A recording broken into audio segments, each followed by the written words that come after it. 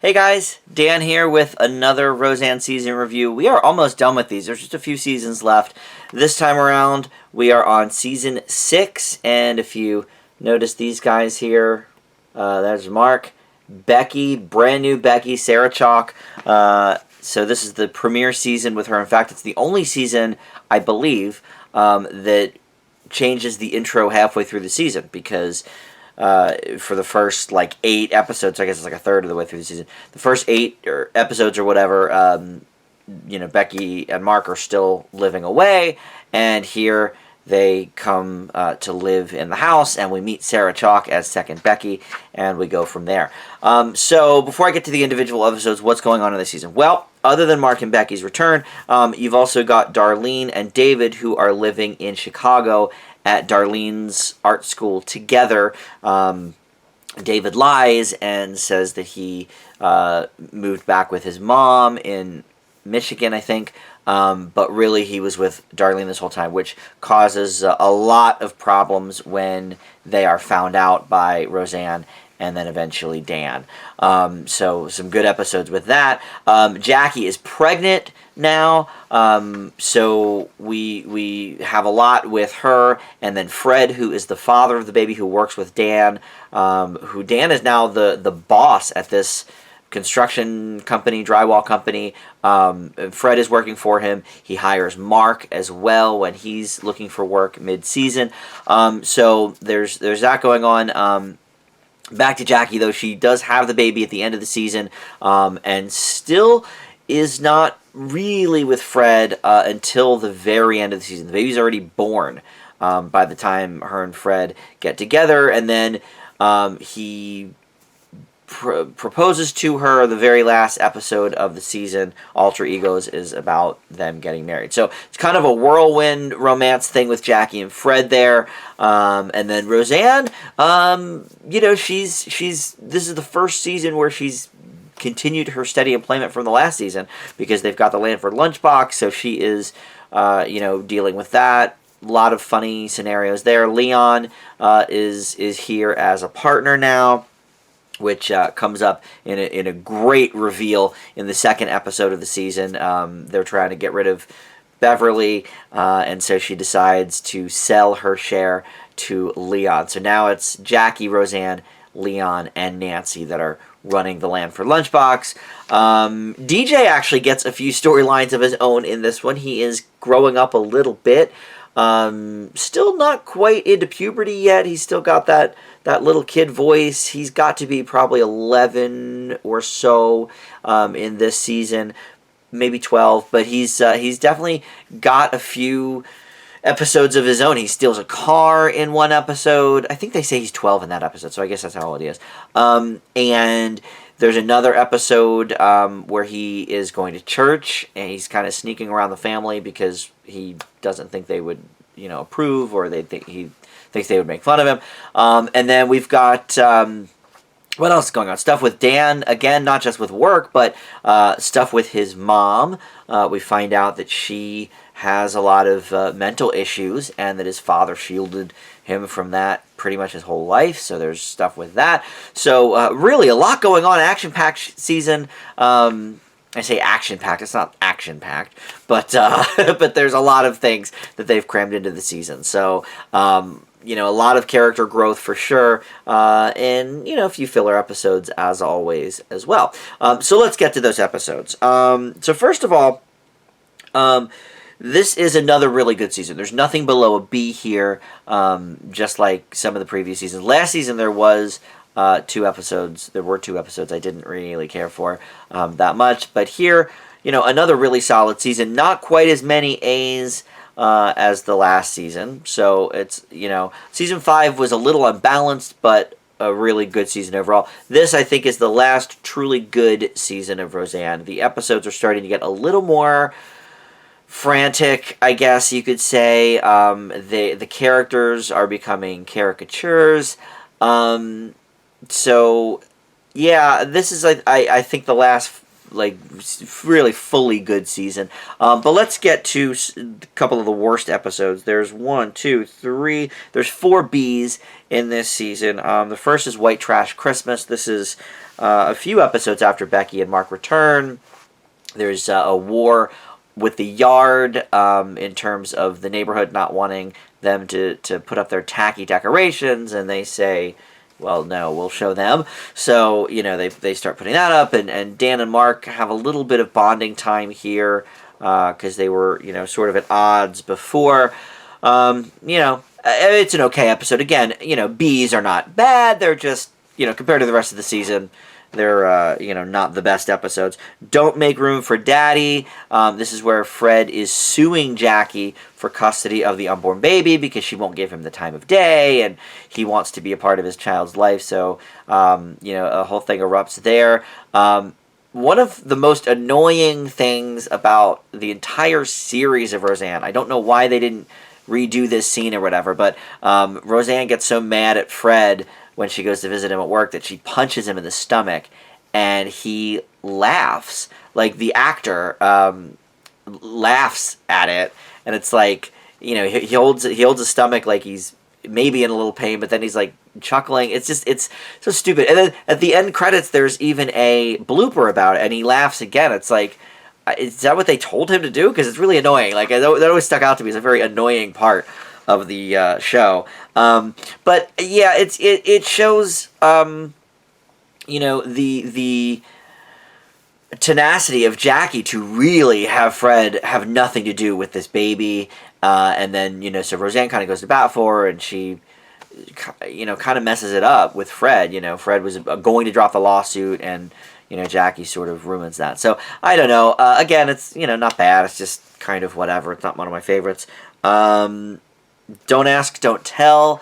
That is kind of a lame episode overall. To be honest, it's probably a lower graded episode, but for the lesbian kiss with Mariel Hemingway, at the time, that was incredibly controversial. There had been 2 lesbian kisses so far on television. L.A. Law had one, but of course that's a 10 o'clock drama, and Picket Fences has one.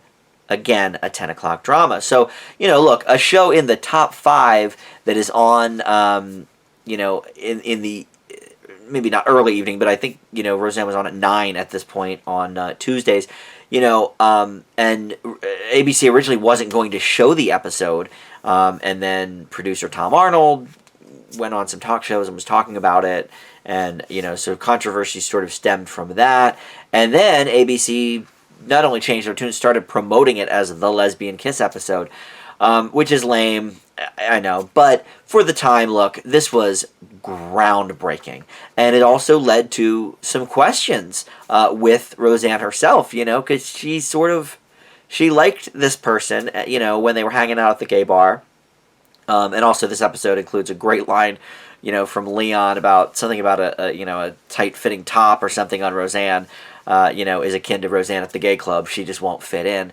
Some kind of line like that. That's very funny. But overall, the episode's just kind of blah. But the lesbian kiss is enough to get it up to that B, just because how groundbreaking it was at the time. And then finally, Isn't It Romantic? This is where the classic Roseanne fantasy / dream sequence. This one luckily only lasts for like a scene or two, but she's hooked on this soap opera that Jackie got her into, where the guys are really romantic, and so it inspires Fred to be romantic and sweep Jackie off her feet finally, and then Dan tries to replicate the romance with Roseanne, and it just falls flat.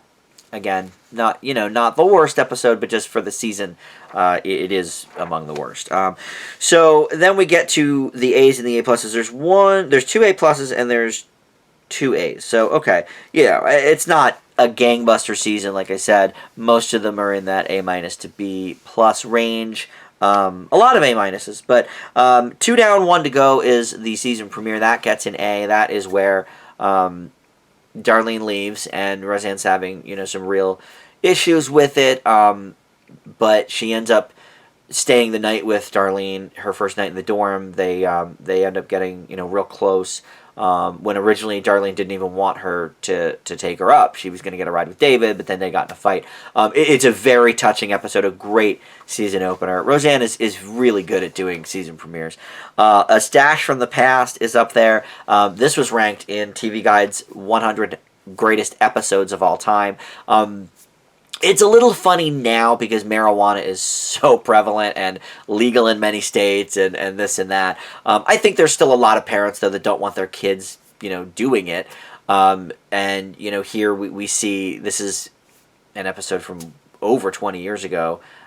So, certainly a lot more controversial then, but still, I think it definitely rings true with some families today. But what's cool about it is, not just that they find the weed and it's like a drug episode, a lesson episode about drugs, but then we find out it was actually Roseanne's pot from 20 years earlier, and it showcases really, towards the end of the episode, the hugely talented cast of this show, because Roseanne, Dan, and Jackie are all high, and DJ comes in wanting a sleeping bag, and Roseanne tries to play it cool, but it's really obvious, that she's messed up. But of course, DJ's a stupid kid, so he doesn't know. But it's a great episode. It's not quite an A+. I can't agree with TV Guide. It's among the 100 greatest episodes of all time. There's certainly better Roseanne episodes, but it's definitely a great episode, so that gets an A.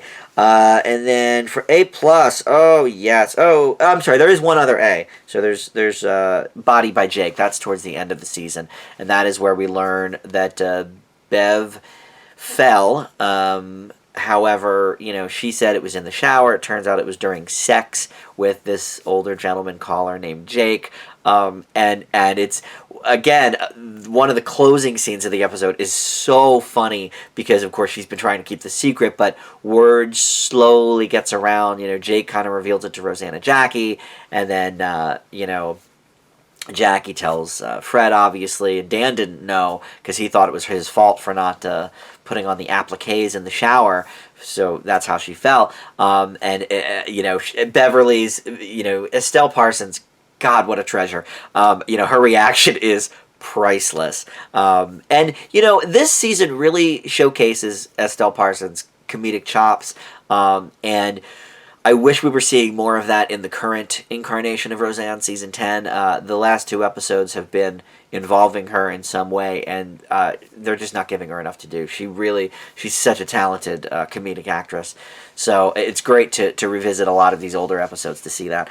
Those are the 3 A's. And then A+, you've got Everybody Comes to Jackie's. This is just such a funny episode. It is when Dan finds out. This season's a lot about Dan finding things out.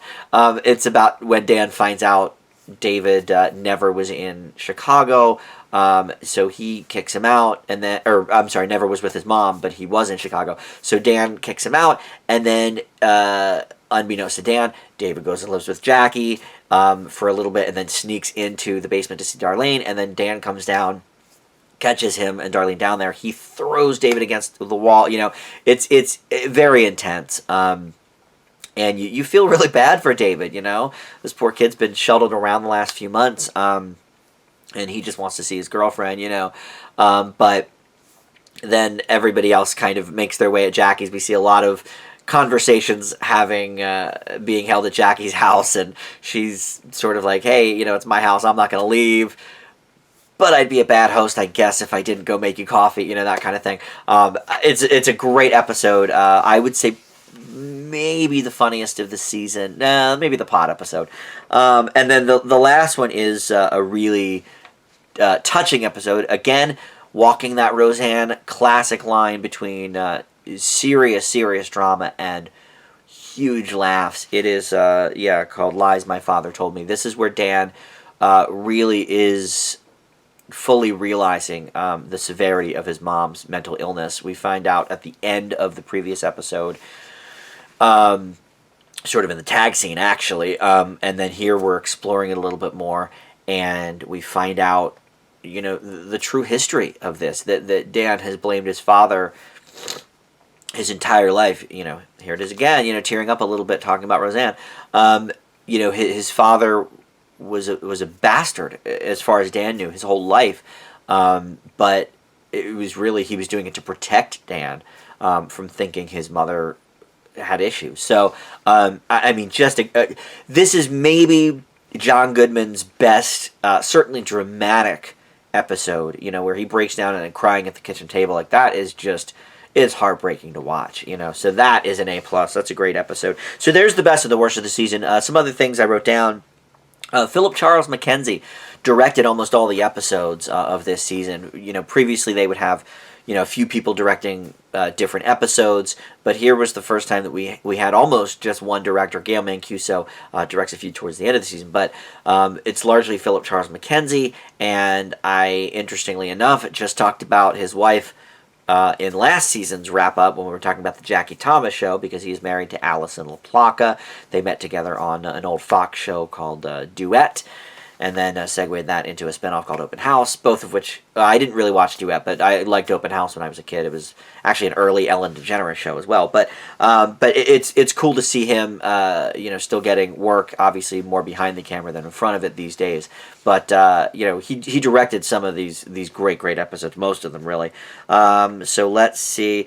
Okay, so the second episode is interesting, The Mommy's Curse, because it's a lot about them, trying to get rid of Beverly. This is where we have the great reveal at the end, where her new buyer is Leon. But what's interesting about it is, well, A, it's the introduction of Fred, obviously a mainstay throughout the rest of the season. But there's no kids in this episode. It's just the adults, and it still is like such a solid episode. So it's interesting. There may be like one phone call scene or something with Darlene, but for the most part, it's just the adults. So I thought that was cool. Guilt by Imagination, I gave it a B+, but notable for Vicki Lawrence as Dan's ex-girlfriend. It's another classic Dan and Roseanne fight episode, but Vicki Lawrence, always good to see her, in or out of the mama garb from Mama's Family. Homecoming, there's where we, have the return of Mark and Becky, and they're mostly in it the rest of the season, which, let's talk about them for a second. Sarah Chalke, I like as an actress. She's all right. Scrubs was an okay show. And she's good as Becky, but and this is something my friend Melissa, who is a huge Roseanne fan as well, likes to talk about, is that there's nothing inherently wrong with Sarah Chalke or the character she plays, but that character is not really Becky. They've changed that character so much that it's just not quite the same character. That, okay, this is Becky Connor, this is the oldest daughter, but kind of forget everything about her personality, sort of thing, and put it aside because they gave this other actress a completely separate personality. So I like this incarnation of Becky, I do, but it's clearly not the same character. And then Mark, we see this we see this more in later seasons. It's not so much prevalent here, but Mark being an idiot, by the end of Roseanne's run, it's almost like he's Joey from Friends or something. He's so dumb. And he was never dumb. He was a badass, and he, dropped out of school, I guess, and whatever, but he was never stupid, And this, this new Mark and Becky, they start making him kind of dumb. And this season is not too bad, like I said, in subsequent seasons it's pretty bad. But yeah, I don't know. I don't hate these incarnations of the character. They're just not quite the same characters that they were. So that's that. The driver's seat is an A-, but notable because it's where Roseanne spanks DJ, I should say. I actually think they could have gone further with that, because Roseanne sort of likens what happened at the end to her own experiences, and Jackie certainly does as well, saying that, hey, this is just like Dad, these patterns repeat itself. She didn't beat the crap out of him. She just, smacked him on the butt, probably a little too hard or whatever. So I don't know. I think to maybe get the message home a little more, she could have done a little worse to him, but of course you have to make the character of Roseanne likable. But her instant regret is makes it very likable. It makes it relatable. I mean, that's the episode where DJ stole the car, so obviously he's not quite in her good graces at the moment. So that's a really good episode. Oh, here's another B. I don't know why I didn't mention this. Suck Up or Shut Up. It's an episode with Florence Henderson, which is cool. And her son is weird, and DJ kind of hates him, and of course that's saying something when a kid is too weird for DJ. But this kid's name is Elijah, and DJ repeats a joke that his parents told at school, calling him Elijah Minnelli, and it blows up. I mean, it's an okay episode. It's kind of cute, kind of funny, but it's just like okay, and gets that B. And Luke and Laura from General Hospital appear in the outro, which is another, like, I know sometimes the credit scenes aren't really meant to be, really canon and part of reality, but it just seems so silly to do that. Okay.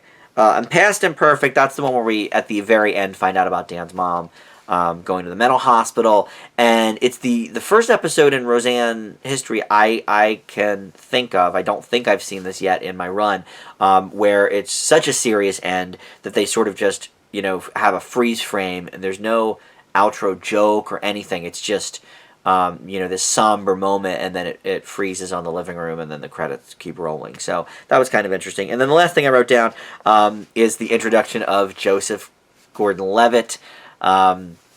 We saw him at the end of last season I think it was the very last episode. It was. But here we see him a few more times. So I guess it's not the introduction of him, but his character, George, appears a few more times, and always funny. I love Joseph Gordon-Levitt, and the character they gave him is very funny. It's funny that, DJ is the weird kid at school, yet all these friends he brings home are too weird for him even. It's very interesting. But overall, look, it had a few just mediocre, okay sort of episodes, but nothing below a B, and not nearly as many A's as the last season, but the last season had a few duds as well. I didn't talk about the Halloween episode. That's always a classic, but it was fine. There was it wasn't amazing. It wasn't horrible.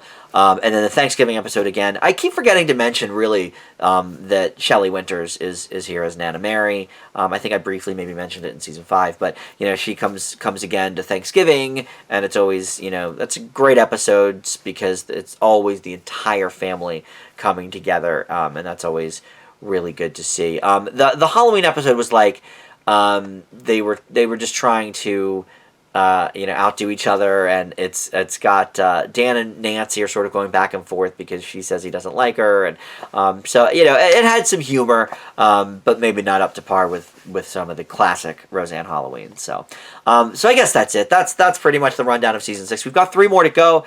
I am not looking forward to season 9. I can tell you that. Rewatching that horror, but 7 and 8 will be interesting. I know there's still a few good episodes left, but it definitely starts sliding downhill once we get to season 7. There's a lot more serious episodes. Jackie and Fred's separation and stuff like that. So we will see all of that as the weeks progress here. And there's only 3 new episodes of Roseanne 2 for season 10. So I'm going to try and time these out to kind of match up my season 9 review with my episode 9 review of the new season. But that will do it for now. Subscribe if you haven't yet. Join us on Facebook. I always link to the new episodes there.